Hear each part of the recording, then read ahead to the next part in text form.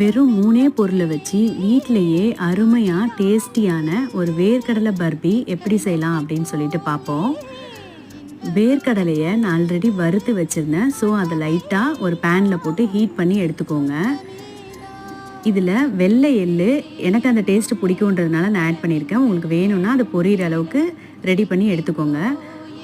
ஒரு கப் வெல்லம் எடுத்துக்கிட்டு அதில் ஒரு 1/4 டம்ளர் தண்ணி ஊற்றி அதை நல்லா காய்ச்சி எடுத்துக்கோங்க. பதம்லாம் இதுக்கு தேவையில்லை.